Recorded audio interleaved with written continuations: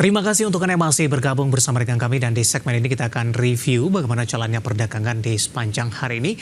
Tampaknya indeks harga saham gabungan berbalik arah ke zona merah meskipun pelemahan yang terjadi tipis saja di beberapa menit jelang penutupan di sesi kedua. Dan kami ingatkan kembali, Anda masih bisa berpartisipasi di WhatsApp interaktif di 0812 di 8788 di 3723 seperti yang tertera di layar televisi Anda nantinya. Dan saat ini kami sudah terhubung melalui Zoom bersama dengan Bapak Rio Rizaldi selaku founder Galeri Saham. Kita akan langsung sapa saja Pak Rio. Selamat sore. Apa kabar Pak? Sore Pak David, kabar baik Pak. Terima kasih Pak Rio sudah meluangkan waktu di IDX Channel. Hari ini indeks harga saham gabungan melanjutkan penguatan signifikan Pak Rio. Level intraday tertinggi kembali tercipta. Tadi sempat di 7.715.759. Namun 2 jam jelang penutupan sesi kedua, indeks harga saham gabungan penguatan lebih ke arah terbatas dan posisi saat ini sudah bergerak di zona merah meskipun pelemahan yang terjadi tipis saja. Tapi sebelumnya kita akan coba review bagaimana Anda melihat pola pergerakan indeks harga saham gabungan dalam 2 pekan terakhir yang sudah mengalami penguatan yang cukup signifikan. Ya, jadi kalau kita lihat memang sangat wajar terjadi koreksi karena pertama besok para pelaku pasar suka melihat kan Jumat suka banyak kejutan-kejutan nih di weekendnya, jadi wajar itu terkoreksi.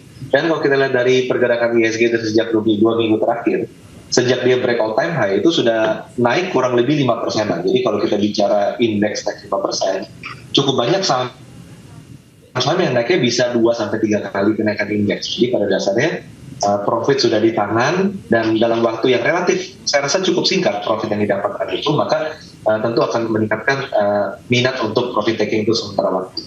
Namun secara teknikal IHSG masih tetap dalam teritori yang positif secara tren Pak. Jadi pada dasarnya kita melihat bahwa target 7.760 untuk IHSG itu masih bisa dibilang di depan mata.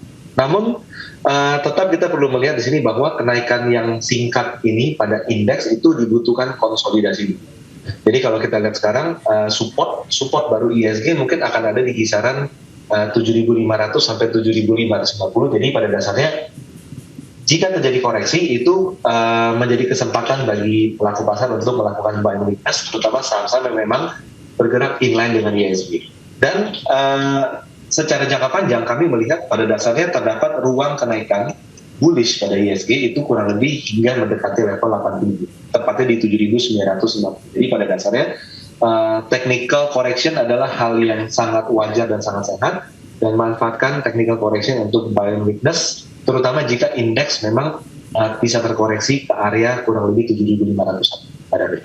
Baik, untuk besok jangka pendek arahnya akan kemana Pak? Apakah pelemahan yang terjadi di jelang penutupan ini akan tetap berlanjut? Di sisi lain para pelaku pasar masih menantikan data rilis PDB revisi kedua Amerika Serikat, dan Jumat malam juga akan rilis data inflasi PCE Amerika Serikat. Ya, jadi kalau kita lihat untuk Jumat besok kita melihat pergerakan cenderung masih bergerak sideways ya, mix. Tapi kalau kita lihat di sini mixnya itu mix to high. Karena secara momentum IHSG masih dalam momentum yang kuat untuk mengalami untuk bergerak bullish. Jadi pada dasarnya arahnya masih ke 7.750-an secara jangka pendek. Baik, Pak Rio, bagaimana Anda melihat penguatan yang terjadi di indeks harga saham gabungan dalam beberapa waktu terakhir? Pencapaiannya bisa dikatakan cukup luar biasa. Ada revisi target tidak untuk capaian indeks harga saham gabungan sampai dengan akhir tahun nanti? Atau memang posisi saat ini IHSG sudah pas ini nih, keoptimisan terhadap pemangkasan suku bunga sudah confirm. Nah, ketika nanti di September pemangkasan terjadi begitu sesuai dengan skenario, apakah respon dari indeks harga saham gabungan akan secepat, akan sekuat seperti perdagangan hari ini, atau akan lebih cenderung melandai saja? Ya, jadi saya bisa bilang pada dasarnya indeks kita itu sudah konsolidasi sangat lama, Pak. Batas bawah di 6.500, batas atas di 7.300-an itu dari sejak awal tahun 2022. Jadi artinya udah 2,5 tahun itu bergerak sideways alot sehingga seperti itu. Jadi dengan indeks kita bisa break all time high di 7.400 atas, pada dasarnya saya bisa bilang technically ini era baru fase bullish. Jadi kita di sini menyebutkan adalah indeks itu bullish. Apalagi terkonfirmasi inline ya dengan rencana The Fed memangkas suku bunga untuk pertama kali setelah naik terus istilah seperti itu dan akan diikuti dengan beberapa pemangkasan lagi, which is to diekspektasikan di bulan September. Jadi pada dasarnya inflow masih akan terus terjadi, dan memang biasanya kalau sudah ada berita bahwa yes ini dipangkas 25 basis point atau 50 basis point, biasanya akan ada technical correction dulu. Tapi pada dasarnya dengan kondisi yang ada itu akan menyeimbangkan rate suku bunga, selisih suku bunga antar negara, terutama Indonesia dan Amerika, dan pada akhirnya itu bisa membuat inflow bisa lebih konstan masuk ke Indonesia, dan ini menjadi alasan juga kenapa secara teknikal indeks itu arahnya itu masih sangat bullish. Dan kalau kita lihat dengan kondisi yang ada sekarang, maka target indeks di 8.000 sampai 8.100 hingga akhir tahun itu bukan sebuah target yang muluk-muluk. Baik. Di luar dari review pergerakan indeks harga saham gabungan, beberapa saham hari ini tampaknya masih mencoba untuk bertahan, Pak di tengah pelemahan indeks harga saham gabungan, di tengah pembalikan arah indeks harga saham gabungan, namun masih bergerak di zona hijau. Saya mau ke grup Prayogo Pangestu, Pak di sesi pertama pada siang tadi penguatannya sangat signifikan, menjadi penopang ketika saham-saham perbankan big cap berbalik arah melemah, saham-saham properti yang sebelumnya menopang indeks harga saham gabungan juga lebih cenderung tertekan di sepanjang perdagangan hari ini. Saya mau ke Brent, Pak. Penguatannya lebih ke arah terbatas di penutupan sesi kedua hari ini. Intraday hari ini tempat ke 10.975. Jangka pendek dan menengah untuk Brent arahnya akan kemana, Pak Rio? Ya, kita lihat kalau untuk jangka pendek, kenaikan Brent cenderung akan mulai terbatas, terutama jika sudah mendekati level 11.000. Itu merupakan resisten pada Brent. Dan jika terjadi koreksi, teman-teman bisa pantau level gap ya. Ini ada gap yang terbentuk di tanggal 26 Agustus, kisaran 9.475 hingga 9.600-an itu menjadi support bagi Brent. Jadi ini kurang lebih itu adalah range pergerakan jangka pendek. Hari ini penguatannya lebih ke arah terbatas, Pak. Sudah berada di 10.425. Besok arahnya akan kemana? Apakah profit taking akan terus berlanjut untuk Brent? Pada dasarnya melihat kondisi sekarang, ruang kenaikan masih tetap terbuka, Pak. Karena profit taking yang terjadi hari ini itu karena saham ini bergerak naik cukup signifikan keluar dari standar deviasinya, kita bisa bilang seperti itu. Jadi ketika harga saham sudah kembali normalize, yaitu terkoreksi wajar, itu pada dasarnya dia masih bisa untuk melanjutkan kenaikan. Baik. Stabil. Oke. Kapitalisasinya tampaknya masih mengungguli dari BCA sampai sejauh ini.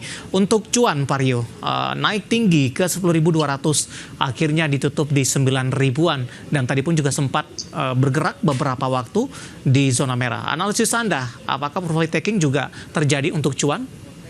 Ya, jadi kalau kita lihat untuk cuan ini memang posisinya sedikit berbeda dengan Brent, di mana cuan ini mencapai level resisten cukup kuat, Pak. Resisten di 10.100.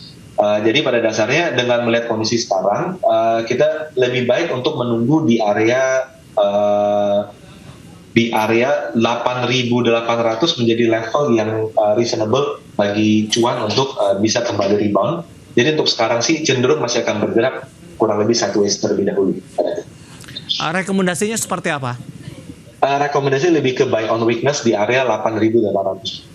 Oke, penutupan hari ini masih di 9.450 rupiah per sahamnya. Perbankan big cap hari ini tampaknya ikut menjadi pemberat, Pak. BBRI, BMRI, BBCA hari ini juga mengalami tekanan yang cukup dalam.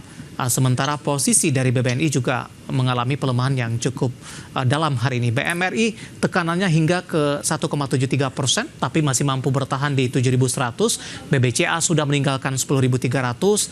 BBRI masih belum mampu balik ke 5.200-an, dan BBNI masih bergerak di 5.300-an dan kembali meninggalkan level 5.400-an. Karena BBNI di menit-menit terakhir jelang penutupan ditarik ke bawah, melemah di 1,40%. Beberapa waktu lalu, saham-saham perbankan big cap ini, BBCA sudah menembus ke level new all-time high-nya. BMRI mencoba mendekati, BBNI sama BBRI masih cukup jauh dari level tertingginya. Bagaimana Anda melihat prospek untuk di minggu depan dan jangka menengah untuk beberapa saham perbankan big cap ini? Ya, jadi kalau kita lihat secara teknikal, ini pada dasarnya masih sangat sehat dan masih sangat menjanjikan. Apalagi dengan inflow yang terjadi di market. Biasanya kalau ada capital inflow, pasti yang dibeli terlebih dahulu adalah saham big cap dan khususnya adalah saham blue chip. Dan 4 saham yang tadi kita bahas adalah saham-saham yang memang biasa untuk menampung menjadi target pembelian ketika market itu mengalami inflow. Itu pertama, Pak. Dan dengan kondisi yang ada pada dasarnya seperti contoh BBRI. BBRI itu sedang terkoreksi ke area support yang cukup sehat di level 5.000 misalnya. Jadi itu merupakan pada dasarnya saat ini adalah area untuk melakukan buying weakness. Demikian juga dengan Mandiri. Level support ada di level 6.900, pada dasarnya level tersebut bisa menjadi area untuk melakukan buying weakness juga. Dan untuk BCA pada dasarnya sudah sempat break all time high. Dan pada dasarnya koreksi yang terjadi saat ini tidak mengubah peta teknikal, peta money flow pada BBCA yang masih cenderung bergerak bullish. Ataupun misalnya kayak BBNI yang di detik-detik menit-menit terakhir perdagangan terjadi koreksi, tapi pada dasarnya saham ini tetap berada di atas level support yang sangat sehat, yaitu koreksi sehat di 5.200. Jadi pada dasarnya koreksi yang terjadi pada big banks ini kemungkinan besar terjadi karena market sedang melakukan switching ke saham yang eksotik. Saat ini saham grup Barito ya kan lagi banyak naik, jadi sangat wajar di market itu terjadi peralihan hingga terjadi normalisasi lagi. Tapi tren kenaikannya masih terjaga begitu, Pak? Masih sangat positif terjaga. Oke, analisis dari beberapa saham perbankan big cap yang hari ini ikut menjadi pemberat untuk indeks harga saham gabungan sehingga ISG kembali meninggalkan level 7.700-an.